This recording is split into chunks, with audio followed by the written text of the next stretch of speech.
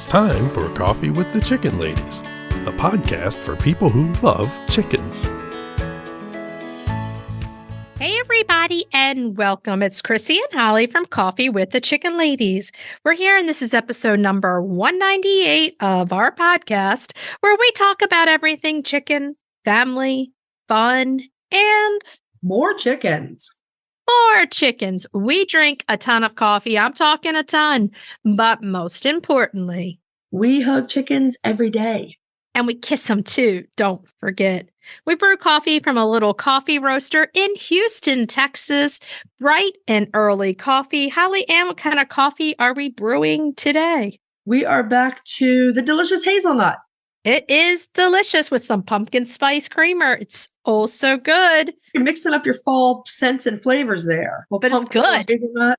It's good. And if you're not drinking hazelnut coffee from Bright and Early Coffee, you're missing out. Where can everybody get this coffee? brighthandearlycoffee.com. And if you want K-Cups, they have them over on Amazon. Use our code CWTCL15 for 15% off bagged coffee and follow them on social media. Are you ready to sip some of this delicious hazelnut coffee and chat? I am. But first, a word from our sponsor. We have some exciting news to share from our sponsor, Grubbly Farms. They're here, new and improved, Grubbly's World Harvest. I'm a longtime subscriber, and my flock love the healthy, nutritious treats, plus orders $40 and more ship free. If you haven't heard, Grubbly's has a fantastic layer pellet and crumble feed. It's packed with plant and insect protein, perfect for those picky chickens and ducks. Grubbly Farms makes food and treats for healthy pets and planet. To support us and Grubbly Farms, use the link grubbly.co/coffee. Try it today. The cold weather is coming. Make sure your flock stays comfy, cozy, and healthy this season. NatureWise Specialty Feeds have them covered, from help with feather growth during molt, healthier eggs, or extra protein. Go to NutrenaWorld.com to find NatureWise near you. On sale today. Okay, so how are you doing over there? We're okay. How are you doing? We're okay. We're hanging in. We moved Sophia into her dorm apartment. Oh, okay. The first fledgling has flown the nest. I'm missing my baby, but it's okay. She's happy over there. She said everything is so easy to get to class and everything because she doesn't have to drive. Well, translation there. You get to sleep later, too. Yeah, she gets to sleep later. Yeah. But I miss her, and I'm glad that she's having a good time. She had the fire alarm go off a few times, so that wasn't fun. My understanding is that as far as dorm life goes, that happens way too often. It happens a lot because it's like these towers. There's like 9 floors in her tower. Mm-hmm. I mean, the number of kids in this place is ridiculous. And then they're all using like whatever and all the electricity, or they have the smoke detectors and the sprinklers in all the rooms.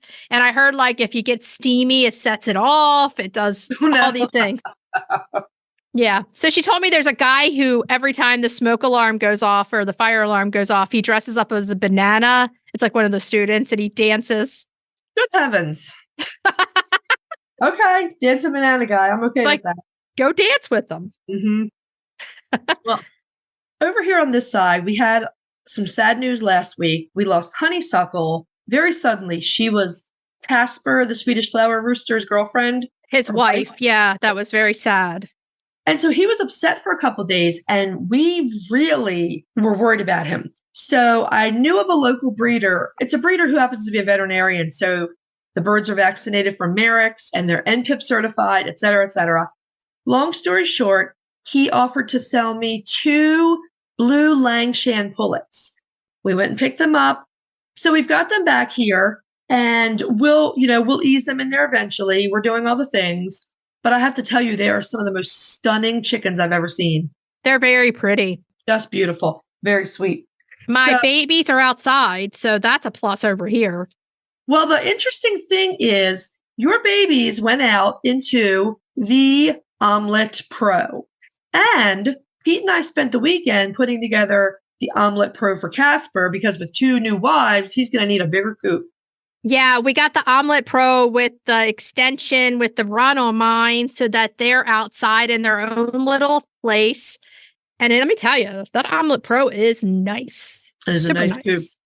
And it's just a coincidence that our main topic is an interview with Hans Paul. We both spent time putting together these Omlet Pro coops, but we will be reviewing them on an upcoming episode because they're fantastic.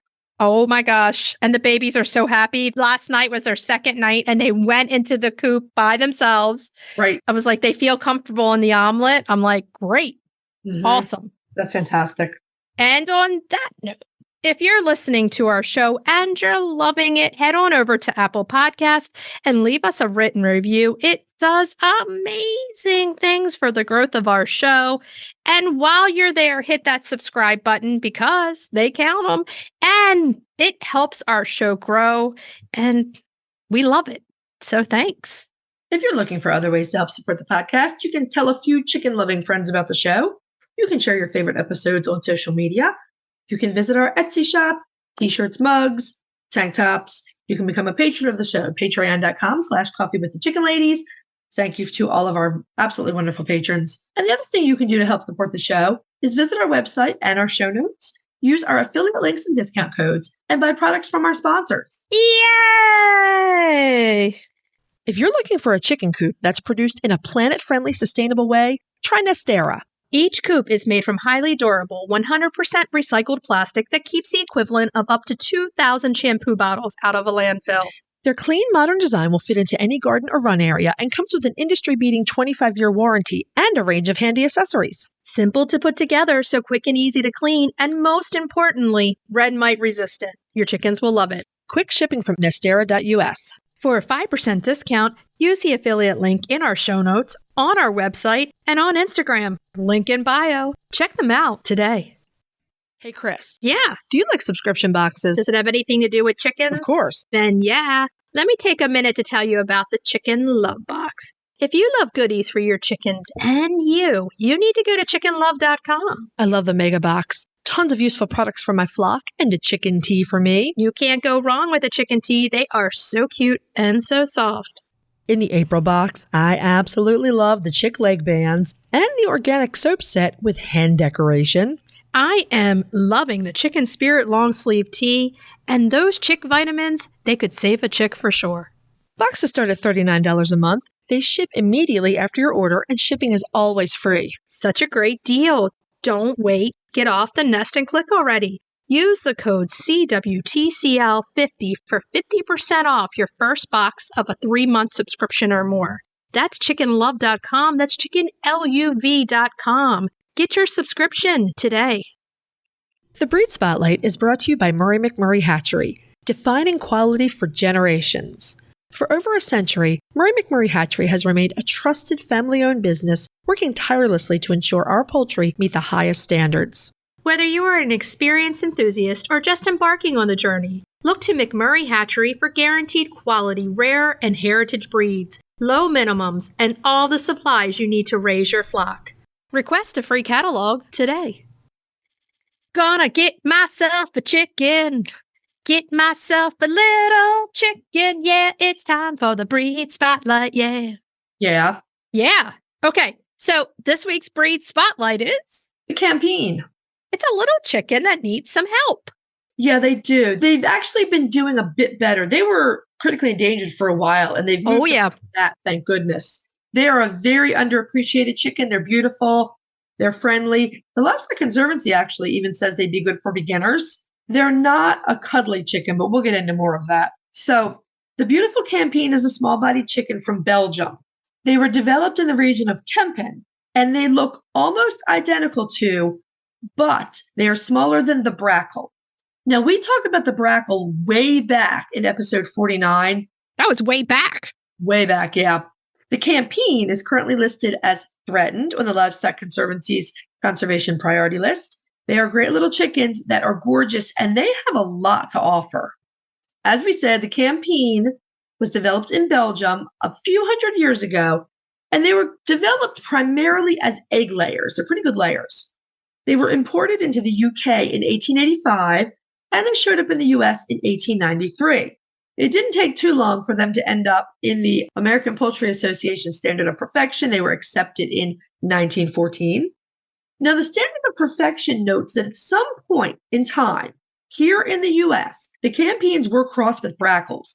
probably to give them some more hardiness and some more size. And this composite is what is now our standard Campine. And this is probably why the somewhat larger Brackle does not appear in the standard of perfection. Right. It would be like having two of the same, basically. The Livestock Conservancy also notes that Malines, which are huge, were bred into the Campines at some point to try to create a bigger bird. I think that must have been way back in the past. Because these days, breeders who are following the standards are usually aiming for what we know of as the normal small body of the mother Campine. Good old Lewis Wright. We haven't heard from Lewis in a while. Poultry historian Lewis Wright was a fan of the Campine, and he did keep them himself. He has a theory about the Campine and the Hamburg and a couple of the other similar-looking small-body chickens. He believes that they were descendants of a very old bird known as the Turkish fowl. Okay. I also wonder if there's a connection with the Fayumi too. Were they the original breed from North Africa or the Middle East? I don't know. But if you put all these birds together, they've got to share some DNA at some point because they have so many similarities. Maybe to the seagull. They all look like seagulls. If by seagulls you mean Fayumis, yes. The seagulls, yeah. Exactly. Poor Delilah is molting so badly right now that she looks like a plucked roadrunner. She doesn't even look like a seagull anymore. Oh, man. I mean, molting is bad right now. I have multiple chickens molting. I've got chickens just not feeling great because they're like 75% of their feathers are coming out. And those pin feathers, it has been proven scientifically that they feel like a needle coming through the skin each and every time they poke through. Poor thing. Poor things. Okay, so let's go into the appearance of these chickens. The roos are hen feathered, meaning they have the same markings as the hens, but they lack the developed saddle and hackle feathers. And their sickle feathers are not supposed to be very long or very pointed. So the male and the female look very similar. Yeah, like they don't even have those long flowing tail feathers that you expect from most roosters. And the feather on both sexes are dense and tight to the body. So there we go for that part of it. Interestingly enough, the Campine also has the ability to create autosex chicks. So if you breed a silver Campine hen to a golden Campine roo, it gives you male and female chicks where the male is distinctly colored. Now, I don't know what that does to those birds as far as showing. I don't know if that like completely messes with the breed standard, but it is something you can do if you need autosexing birds. Okay, so now let's go into the colors that the Campine comes in. They come in two colors, silver and gold, and they have penciled feathers, and they look a lot like your beloved Egyptian Fayumis. And the gold and silver penciled Hamburgs. They look like both of those chickens, but their penciling is slightly different. Okay? I mean, you would probably have to have a microscope and look really like if you're like a pro at chickens, you're going to be able to pick this out. Yeah, now person, they just look super similar. They do. They all look kind of like their cousins, and they have a straight comb, and the hens' combs tend to flop over to one side. I love a floppy comb. They're so cute. I think it's such a cute little look on them. Now they do have white earlobes, dark eyes, those blue legs, and an upright tail. Hens are going to average about 4 pounds, while the roos are averaging about 6 pounds. And there is a bantam version. There is. So if you want a cutie pie bantam version, they're there, but they're hard to find. Very hard to find, I think. Yeah. Now, the question everybody wants to know, what kind of eggs are you going to get from these chickens? Well, the hens are very good layers of large white eggs. Another white egg layer. You know what? There's a lot more white egg layers out there than everybody thinks. There's a lot. Absolutely. There's a lot of chickens that lay white eggs. A lot of the older breeds, especially the older continental breeds, are white layers. Yeah. So they're fair to Midland, as my grandfather used to say, 160 to 200 per year. And this breed was selected to be a layer. And because of that, they do rarely go broody. But every chicken, as you know, has the ability to go broody, even if they're not a broody breed. These beautiful birds, I think they're so gorgeous. They are very active little birds. They love to dig and forage. Some people say they're flighty. I tend to think that, again, that's a reaction. They're actually quite curious and inquisitive, so they always want to know what's going on. They're very friendly. They love to hang out with their people. Most of them apparently don't want to be picked up and cuddled. They're not a cuddler. That's okay. We respect that. Their beauty makes them really excellent show chickens. They really are. And they're smaller. So, they're going to fit into somebody's, what cages they have or do whatever for showing a little bit better. So that makes them a good prospect for someone who's an urban or small space chicken keeper that wants another good layer. Right. And managed correctly, they can also be great garden helpers too. So cover anything you don't want torn up because they will just go through like a freight train and take everything up. And then let them clean out your beds and turn over your soil and do all that super great work for you. Now, we're going to say they're not cold hardy because they're small bodied birds. They're pretty small. A lot. They've got that tight feathering. They don't have much fluff. They prefer the warm weather because they're small bodied. They don't have fluff. They're going to want to be in the warmer weather. A good chicken for the southern climates or panel heater can be your best friend in the winter. And with the smaller birds like the Fayumis, it's different with our true bantams like the Nankins. But with the Fayumis, our rule is always we put the heater on if it gets under 20 degrees. They just don't have the body mass or the feathers to keep themselves warm. I think the Polish will be coming in. My Polish will be coming in when it's cold. Mm-hmm. And I'll just do a pop-up in the garage with a panel heater and then take them back out in the morning for those nights that they need it. Yeah. You're going to want to protect those comb and wattles from frostbite. You definitely want to give them shelter from the wind. Because remember, those small-bodied chickens really feel that cold and bitter wind in the winter. This is when those tarps wrapped around your outdoor runs can help. You don't want the wind coming in and whipping them. Now, here's the question. Where can we find the Campine? Because now everybody's going to want this little chicken. Would you want this chicken in your flock? I probably could see them in there. I do go towards little chickens. I go to each extreme. Sometimes I like a little chicken, and then sometimes I want the really big chicken. Yeah. So like the Polish, they're little. They're little guys. And then I got a Bielefelder who's big girl, Yeah, but the Bielefelders are so calm that they work. And it sounds like the Campines could work with the Polish and the Bielefelders. And the Houdans are small too. They're all like small. I love these birds. These birds are on my lifetime chicken list. I will have them at some point. McMurray Hatchery has an absolutely stunning line of golden Campines. Oh, yeah. Really beautiful.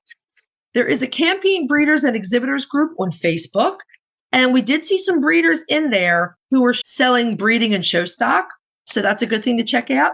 You can also check out the Livestock Conservancy's breeders directory, see if you can find anyone local. These are absolutely gorgeous, really engaging, playful little birds that should be more widely known and kept. Okay, so here's where I come in and say, if you have a Campine, we want to see them. You guys aren't sending us a lot of your chickens over on Insta. We want to see them. Give us a story. Hit that mention button. Type in Coffee with the Chicken Ladies, and we will reshare you so that so many people can see your chickens. If you have the Campine, send it over. Are you ready to dive into the fascinating world of backyard ducks? Look no further than Metzer Farms, your premier destination for top quality waterfowl. Whether you're a seasoned breeder or just starting out, Metzer Farms has everything you need to elevate your flock to the next level. And if you're passionate about call ducks, you're in for a treat. Metzer Farms hatches a stunning variety of call ducks, meticulously bred for their miniature size, beauty, and calm temperament. From snowy whites to vibrant colors, each duck is a masterpiece waiting to grace your backyard. Visit MetzerFarms.com today to browse their extensive selection and start your journey into the wonderful world of waterfowl. Metzer Farms, where passion meets perfection. Roosty's proudly sponsors Coffee with the Chicken Ladies. They're back with an innovative new product. You're going to want to check this out. It's an extra large set, a 14-pound feeder and 3-gallon water with steep anti-roost lids. They're made of super durable material. You can either stand them on legs or hang them on brackets on your coop or fence. They're easy to remove and clean too. Plus, they look awesome. We personally use Roosties and we're huge fans. So if you're raising chicks or keeping chickens, check out the Roosty store on Amazon or follow the link in our show notes. Attention, all poultry pals. As the cold weather rolls in, it's time to make sure your flock stays comfy, cozy, and healthy through the season with Nature Wise specialty feeds. Whether it's Feather Fixer, Hardy Hen soy-free, or all flock, these feeds from Nutrena are packed with all the right nutrients to help your birds thrive this fall and winter. And guess what? They're on sale now. Visit NutrenaWorld.com or click the link in our show notes to find NatureWise feeds near you. Okay, are we ready to move on to main topic? Yeah. Yeah. Today we are super happy to have Hans Paul with us. Hans is one of the creators of the original Omlet Coop.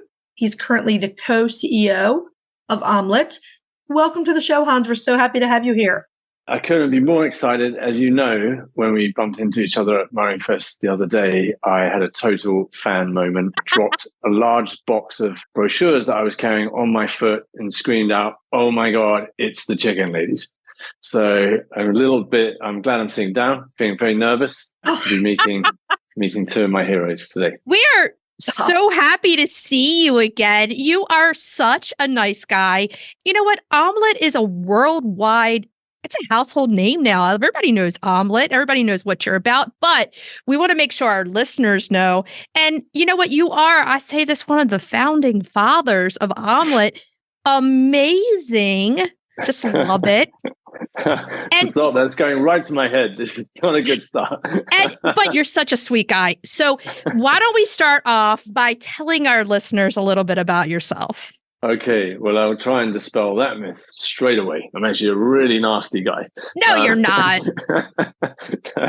I guess that, I get to work with really great people and I get to work in the chicken business. So hopefully some of that has rubbed off on me as well. And yeah, I grew up in South England on a small holding, a little hobby farm. My mum has been a huge influence in who I am today and what I care about and what I'm passionate about. We sort of grew up with two of everything. It was not unusual for us to come home from school and on the way back, pick up a goat in the back of the car. And then suddenly we'd be goat farmers as well as chicken farmers and geese farmers. And it was very much like my job was, to sort of help out with the animals, cleaning out, collecting eggs, that kind of stuff, staying up with the pigs when we had piglets and making sure they were all right. And, my mom was always disappointed I never became a horse rider. I was very John Wayne in my style. Like I was very cowboy. She wanted me to be a little bit more like safe, I guess. I was like, just try and go as fast as possible. But yeah, I had a really idyllic sort of childhood like that. And I think that's where this sort of passion for chickens really came from, if I kind of slightly self-analyze, because years later, I'm sure we might get into this, how we came to start Omlet. It just was like a real, obvious thing to do, like to try and bring chickens to more people, because I knew just how cool they are as pets and, all the good things that come from chicken keeping. Did you have a favorite animal on the farm growing up? Well, yeah, it's difficult to have favorites, isn't it? I know, it is. I mean, my cat, I have such a sweet cat. It's called Pudding. In England, pudding is like the dessert, after the meal. I don't know if that's the same word that you would use in the US. No, Maybe. for us, pudding is a specific thing. Yeah. It's a specific dish, right? Yeah. Yes. In England, it's just pudding is what you have after your main meal. And I had this cat who was really big and fluffy and he's all squishy, like a pudding. And so he was called Pudding. And I loved that cat. We had a really great bond. He would follow me around as I was doing my chores with all the other animals. I guess I didn't associate pudding with chores. Back then, all the other animals for me was like more work. My mum would come home with some sheep. And I was like, got to get up an extra 20 minutes early before school now, because now we've got some sheep. Okay, great. Thanks, Mum. But it sets you up in business for later in life and understanding the concept of work hard, do the things, and, in the end, you have a beautiful result. So, it sets you up in life for, chores and everything else. My two daughters, chicken chores are like, oh man, do I have to get up at 9? I don't want to get up. But, I teach them every day. I don't care. Get up. You're doing it. Yeah. So 20 years ago, maybe more, maybe less, I originally saw the Omlet Coops in, I want to say it was UK Country Living. This is a long time ago. I mean, I was probably in graduate school or maybe just finishing. So you couldn't get them here in the US. I remember there was this sort of pinky purple color and the green color, right? Yeah, right. So there's this whole great story about how you and some of your friends at university developed this coop. We have a lot of new chicken people. So if you're willing to tell that story, they would love to hear it. Yeah, absolutely. Of course, I would love to. I would love to recount that. It was 2002 when I met the other co-founders of Omlet, James, Simon, and Will. We were in our very early 20s, like 21, 22. And we met at a great college in the UK in London called the Royal College of Art. And we had just joined a class called Industrial Design. And that's where we all met. And pretty quickly, we kind of just formed a little bond, like we all kind of had the same sort of instincts. And by the end of that course, we decided we wanted to try and start a business together and, put all these new skills to use. So it was either start a boy band or make a chicken coop, right? That's right. That's exactly it. And, we're still working on the boy band bit. The funny thing is, I was reading Neil Young's autobiography the other day, and he almost became a chicken farmer. He was fifth. Yeah, this is nobody knows this about old Shaky, but Neil Young had a moment in his teenage years where he was like the town chicken breeder, and people would come to him for chickens, and he would sell chickens, and he was the chicken guy, and he was also at the same time learning guitar.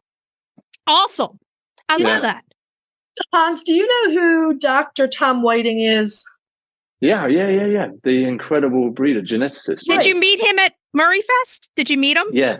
I knew of him from the chicken that is in McMurray's foyer in the hatchery, which has his name on it. It's like this breed developed by Dr. Tom. And I saw that chicken about 20 years ago, the first time I went to McMurray hatchery to meet Bud and to ask Bud's advice about how do we, launch the igloo in the US. And I remembered that chicken. And then 20 years later, it's still there. And then I got to meet Tom at McMurray Fest. The reason I ask you that is because he used to play bass in this huge 90s music scene. And so he had to pick, was he going to be a musician or a chicken farmer? And he went chicken farmer. Yeah, it's the truth. We just heard the story ourselves. Yeah. We heard the story while we were under our tent having some cocktails. And he was telling us, I could either be in a band or do chickens, and I chose the chickens. Amazing. You know what I want to circle back on? You've been working with McMurray Hatchery for 20 years. I love that. Yeah, they were so friendly and open when these two youngsters, me and James, turned up in the middle of winter. This was 2005, and we knocked on the door of the hatchery, and Bud opened it. And he was like, how can I help you, gentlemen? And we were like, we're from Omlet. And we make the igloo chicken coop. Have you heard of it? And he was like, nope. and we were like, well, can we come in and tell you about it? We told him about it. And he was incredibly generous, to sort of just to hear what we were trying to build. And that we had this vision of changing the way people thought about chickens and to, just to grow the whole community of pet and hobby chicken keeping. And he, gave us a ton of advice, and we left and off we went, and we sort of started to do that. And then it was really funny because Bud is kind of retired now. And last year I saw him again at the hatchery. And I was like, by the way, that time we met back then, what did you think? And he was like, you guys had no chance. That's what I thought. I thought these guys are never going to make it. Oh my God. I was like, oh, thanks, Bud. Wow. So did you guys sit down and kind of start drawing designs and say, this is what I'm envisioning, or, and then let's not use wood. Let's use plastic because, we can. Right, exactly. So let's go back to the beginning and how this all came about. So we were at college and we needed to do a final year project that we would kind of work on and present at the end of the year to, to the professors and the tutors and get scored on. And I was really interested in pediatric medical devices. Simon was like, I'm kind of into product design, like furniture, and so was Will. And then Jim was like, I have no idea. I don't really have a thing that I'm really interested about. And so we were kind of just brainstorming and shooting the breeze and trying to sort of come up with stuff like, what about this? What about that? And eventually, kind of as a total throwaway comment, he went, well, my mum is like, why don't you just redesign a chicken coop? Because, this wooden one that I've got is terrible. It falls apart, it gets red mite, it's hard to clean, it's not predator proof. Like, why doesn't somebody come up with a new chicken coop? And we were all like, oh my God, that is a brilliant idea. And that's what I mean when I said, like, somehow when we had this moment of saying, you know, like, we could do a chicken coop, the fact that I'd grown up with chickens, Jim had grown up with chickens, we immediately went bigger than the idea of the chicken coop to an idea, a theory, an experiment, if you like, that if we come up with a new chicken coop, maybe we can change the way that people think about chickens. And in that way, we can bring chickens to a much bigger audience and get them as like a, you know, like, oh, I'm thinking of having a pet, dog, cat, chicken. I mean, you're key in bringing in the urban farmer because your whole concept brings in somebody who is living in an area where they don't have acreage. They just have a small yard, and it makes it possible for way more people to keep chickens, to get fresh eggs and all those things. So it's the whole concept of it that's amazing. Exactly that. It's actually really layered, and it's great. You know, you picked up on all of those reasons why it sort of worked, was that we realized that there was a huge number of people who would have loved to have kept chickens, but when they looked at how they would actually go about it, it was very off-putting. So, you know, you'd say to somebody living in a suburb, like, would you like to keep chickens? 9 times out of 10, they're like, yeah, I'd love to keep chickens. Oh my God, I love it. And there's like this sort of almost like a deep instinctual desire to keep chickens, to collect your own eggs, to provide for your family. Like, people get all of that. And then you go like, so why don't you? And they were like, well, we don't have enough space. You know, we'll need to get a rooster. Yeah, I don't know about how to design or build a coop. And you know, it's like there was a whole lot of objections. And so we very quickly realized that if we designed a chicken coop that was easy to clean, predator proof, you know, the neighbors wouldn't mind, that it would become much more accessible for this huge number of people who, in the old days, like 100 years ago, would have just kept chickens. Right. But because of things, and like, you know, Bud talks about this quite a bit in terms of like what happened. There was a period, I think, through 60s, 50s, maybe, where refrigeration became a thing and convenience became a thing and not sort of raising chicks became a thing. And people sort of forgot, and a generation or two just sort of lost touch with that. And we came in at a time where I think, you know, with a lot of these things, it is a combination of, it was a great idea, a great product, but great timing. And we designed a chicken coop that when people came up to it, when we launched, I'm not making this up, we launched at the Urban Garden Show at Olympia in London.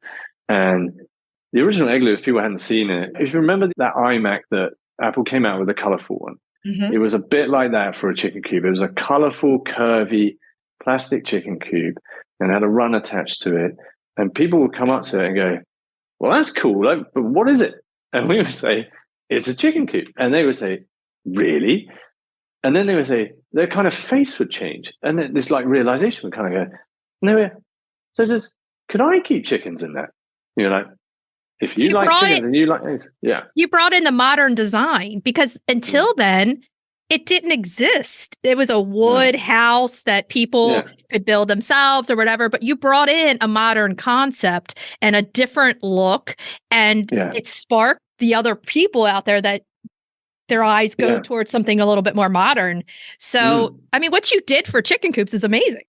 Yeah, I mean, it's probably not for us to say that, but I think we definitely feel like we delivered on the original promise, like the original idea. Like, we want new people to experience the joy of keeping chickens and come into the hobby.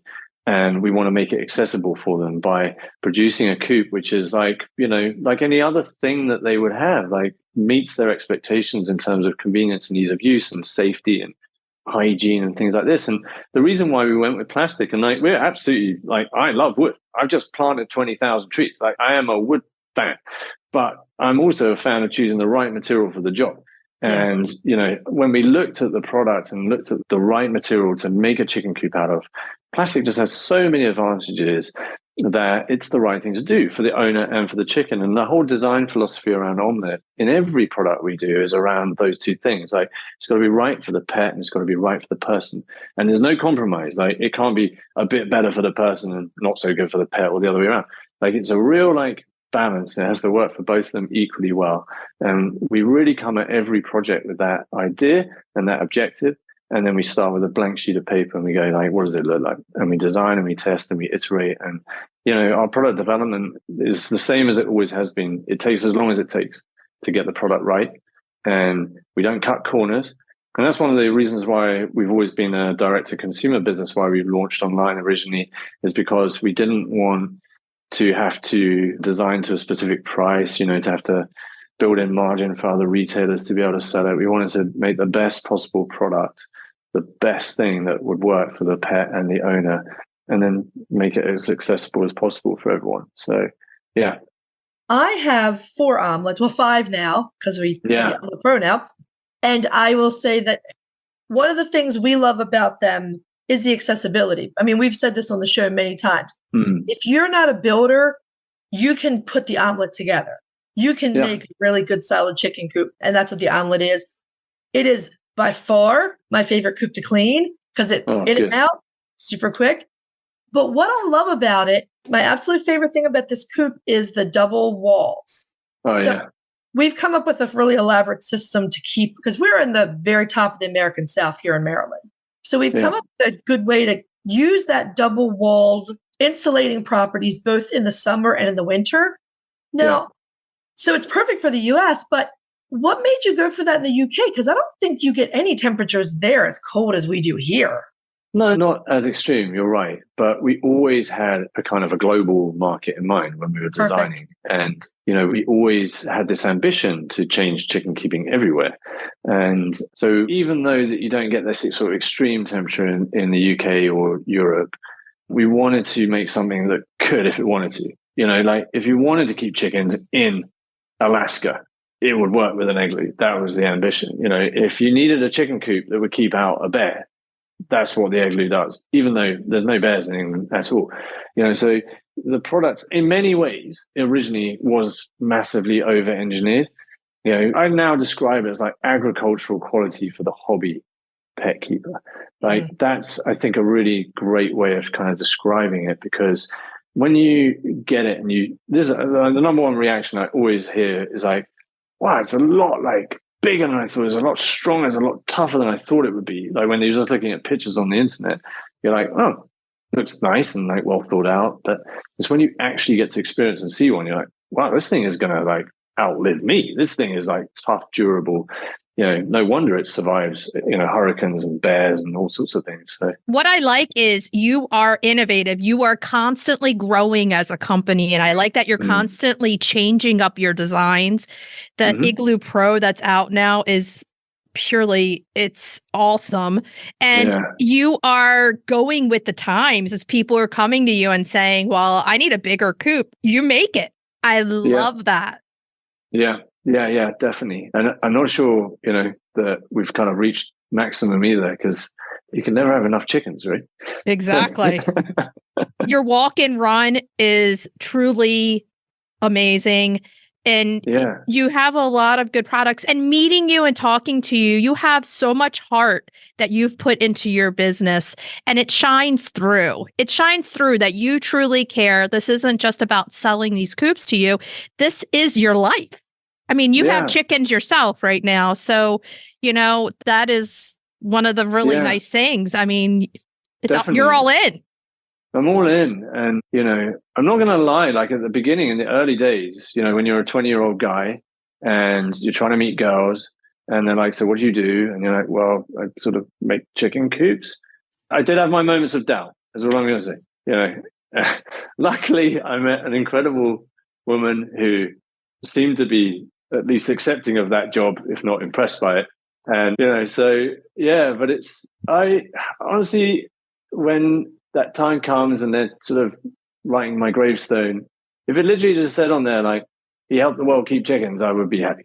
Because through seeing, and it's like on an individual level, when you see somebody who's never kept chickens before, holding their chicken for the first time, that moment of surprise, like, oh, they're not scratchy. Oh my God, they're really soft. Like, oh, they're so cuddly. Oh, they're so warm. Oh, look, listen to the sounds they make. Oh my God, you hear that? And when you see somebody collecting their first egg, the pride in that, the wonder, like it just never gets old. Like I could watch that all day long, every day. Like it's just amazing. And Omlet has made that possible for so many people that couldn't have done it without you. So feel so good about that. Urban chicken keeping, you are a pioneer in that front, that's for sure. A lot of smaller neighborhoods and municipalities in the US are starting to change laws so that people can keep chickens on smaller plots. A lot of those places, including the county where I live, they want to see plans for the coop you're going to put in before they'll issue you a permit to do it.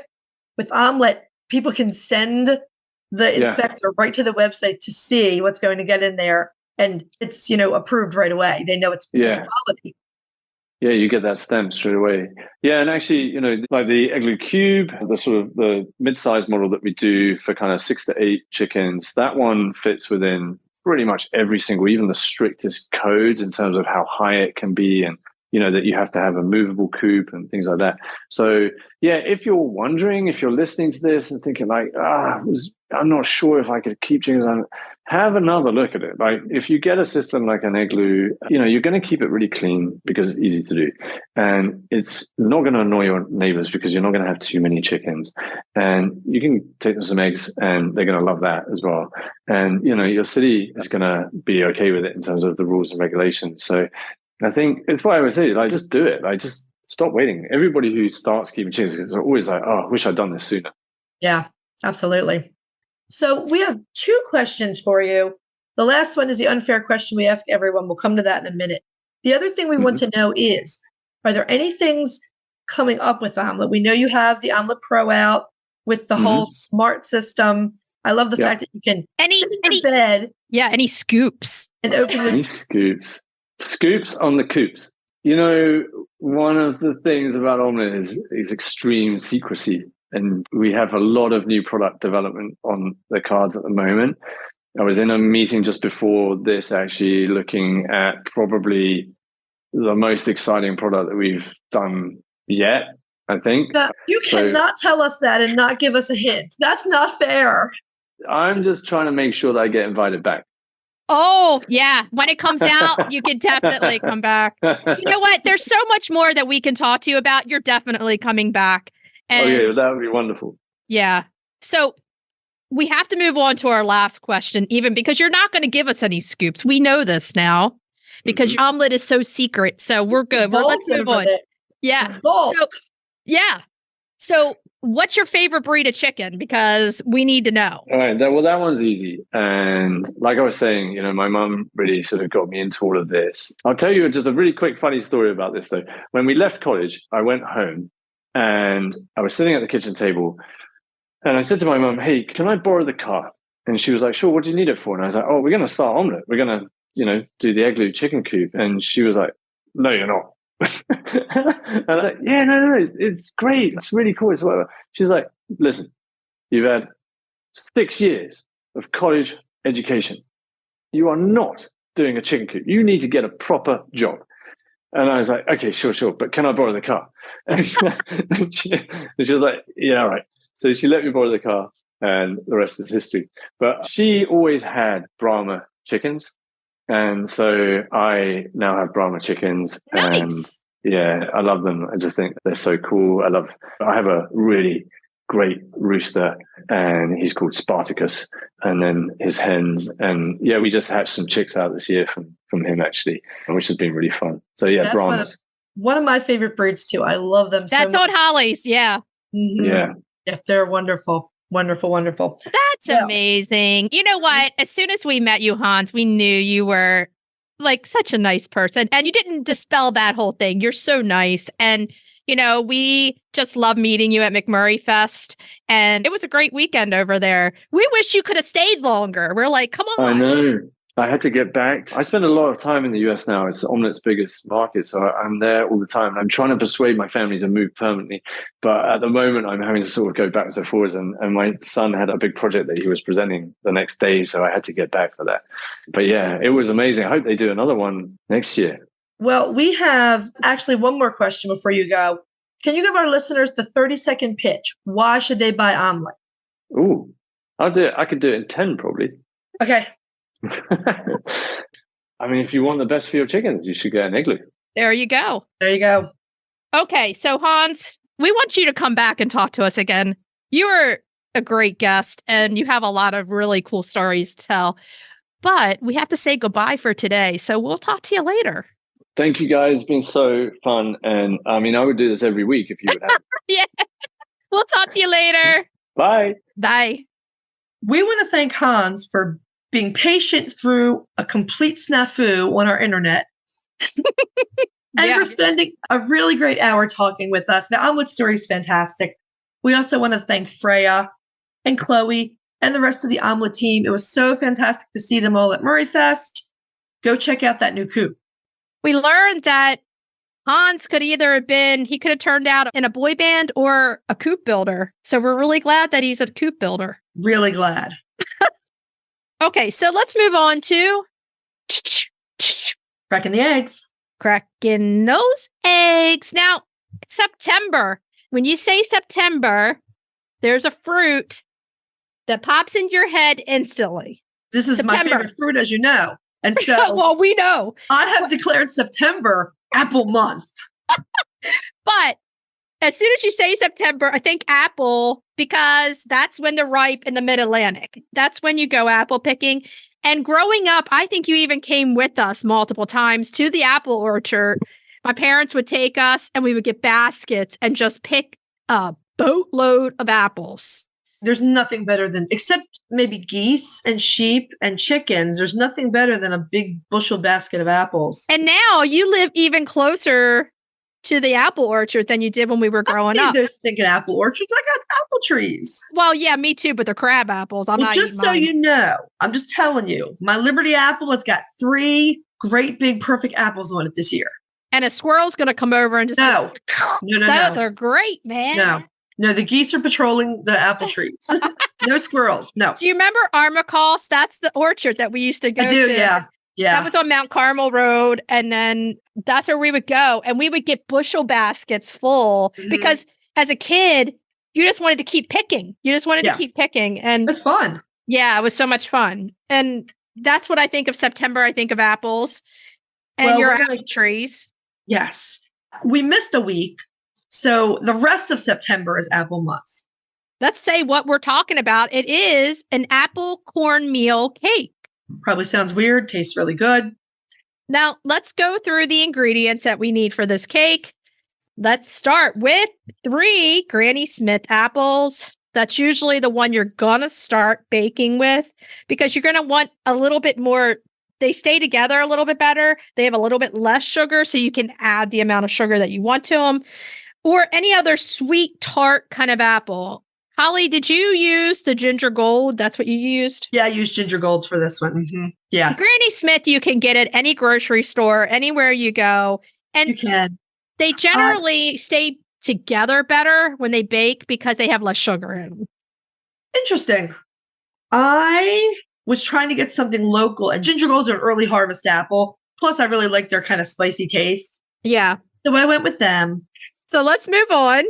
It's a 1/2 tablespoon of lemon juice, a 1/4 cup of granulated white sugar, a 1/4 teaspoon of ground cinnamon, 1 1/4 cups of all-purpose flour or gluten-free flour, 1-to-1, a 1/2 cup fine ground yellow cornmeal, 2 teaspoons of baking powder, and a 1/4 teaspoon of baking soda. Now we're also going to need a 1/2 teaspoon of fine-grained sea salt, a 1/2 teaspoon of ground cardamom, and a 1/2 teaspoon of freshly ground nutmeg. Now, we also need some other ingredients. If you notice, there's one I haven't listed yet. A 1/2 cup of full-fat buttermilk, or do-it-yourself dairy-free buttermilk, which is adding 1.5 teaspoons of lemon juice to a 1/2 cup of unsweetened non-dairy creamer and let that sit for 10 minutes. So that's going to make that buttermilk for you. And here we go. Ba-da-dum-dum-bum. 2 large eggs. There's your eggs for this recipe. And a 1/2 cup of vegetable oil. You want to preheat your oven at 325 degrees Fahrenheit, and you want to grease or spray a 10-inch cake pan, or you can use an 11 by 7-inch baking dish. Set that aside. Wash, peel, and chop the apples. You're going to put them in a small mixing bowl. Add the lemon juice, the sugar, and the cinnamon. toss that well to combine it, and then set that aside. Every now and again, you're going to come back to it and stir it again because you want the apples to start releasing some juice. Right. You want a medium bowl for your dry ingredients. You're going to whisk together the flour, the cornmeal, the baking powder, baking soda, salt, nutmeg, and cardamom.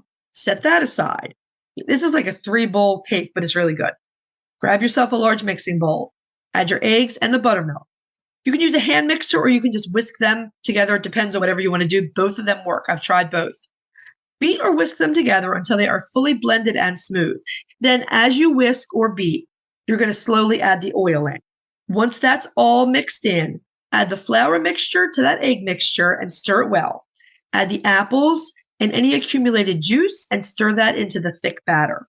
Transfer the batter to your prepared cake pan or baking dish and smooth the top a little bit. Put that in your oven for 35 to 40 minutes or until the cake is turning golden and a tester comes out mostly clean. And I say mostly clean because this is a really moist cake. Allow it to cool a little bit and then you can serve however you want. Over here in the Kosmala household, we added a scoop of vanilla ice cream and it was amazing. It sounds like a great thing to take to as a hostess gift to somebody's house for a party. We like different recipes because we all can use the cake mixes. We all can do the simple cakes, but sometimes you just want to think of something, out of the box that's a little different. And this one is. And, try it. You might like it. The cornmeal gives it this kind of rustic feel. It feels very fall to me. Oh, yeah. And the fall, as we all know, especially for us in the Mid-Atlantic on the East Coast, the fall is really about a feeling that you get during the fall. It's different. I don't know. It's different than other seasons. It's harvest time. It is. So try it. You might like it. Send us pictures. We'd love to see your stuff. Okay. So let's move on to retail therapy. Retail therapy. Yeah. Okay. So this week's retail therapy, we're doing a little online business called the Quilted Cupcake. Now, it's also a business that goes once a month to the Bel Air, downtown historic Bel Air farmers market. And that's how I found them. We were on our Saturday trip to the farmers market. And yeah, she has the cutest stuff and lots of chicken she had at the farmers market. Well, you're lucky enough to find it at the farmer's market, but for all the rest of us, you can find her shop on Etsy, the Quilted Cupcake. It's on Etsy, and she also has her own website. And what you can do is reach out to her and tell her what color chicken you want and what size. She does all different sizes. So what is she doing? Is she crocheting or knitting the chickens? Right. She's crocheting the chickens. They're really super soft. She has a keychain chicken, which I bought. And then she has a super big crocheted chicken that I bought also that sits on my sofa. That's actually my little snuggle bug when I watch TV. I kind of lay on her and have her there and have her there. She makes ducks too, because Sophia got a duck for her dorm room. Sophia got a duck, and she will make most animals, any animals that you want. She makes dolls. She makes bags. I was looking on the website. She has garland that you can purchase. It's like reusable, beautiful party garland that you can get. Is it something you would want in the house or you would want in your coop or both? You could use them in your coop if you wanted to. If you wanted to make it bougie, that's for sure. So all those things, and she has like so many things. So if you're local to the Harford County, Maryland area, once a month, she'll be at the Bel Air Farmers Market. If not, you can find her on Etsy and you can find her via her website, and you would put in a special order for whatever you want. And she had modeled chickens that she crocheted. They were so cute. Oh, cute. That's nice. Yeah. So the one I got was the biggest hen that she made, and it was pretty big, and it was $24. It was very reasonable to get something handmade. Yeah. And she had some for, I think it was like 18 and the keychains were 10. We're coming up to the holidays. If you have somebody that loves chickens or any kind of other animal, she makes the cutest thing too. Sophia almost got this instead of the duck, but she makes an emotional support pickle. That's funny. So if you're ever feeling down, there's a sign on it that says, just know you're always a big dill. Oh my God. Okay, I kind of love that. That's great. But she was telling me that she sits in her living room, watches TV, and makes all these lovely crocheted animals. So she's definitely starting a small business out of her house. Give her, a message if you want to buy a chicken. They're reasonably priced, and you can tell her what colors you want. Great. That sounds fantastic. I will have the Quilted Cupcake linked in the show notes. Okay, so should we tell everybody what we're going to be talking about next week? Next week, we are spotlighting one of the original hybrid breeds and still one of the most popular, the Golden Comet. Everybody's fave. The lovely Fiona, the floof lady, will be joining us. We're going to be talking about fall homestead prep and autumn tasks for chicken keepers. There's a lot of them. We continue September's Apple Month theme with another unusual recipe, white bean burgers with apple and sage. Delicious. And retail therapy. Oh, we got a review for you. Grubly's new all-flock chicken feed. Oh, yeah. Okay, so what should we tell everybody to do until next week? Hug your chickens. Every day and kiss them too. We'll talk to you next week. Bye-bye. Bye. If you'd like to see more of us, please follow us on Instagram at Coffee with the Chicken Ladies. If you'd like to help us grow the podcast, please leave us a written review on Apple Podcasts. If you'd like to become a patron of the show, please visit our Patreon page, patreon.com/Coffee with the Chicken Ladies. Thanks for listening.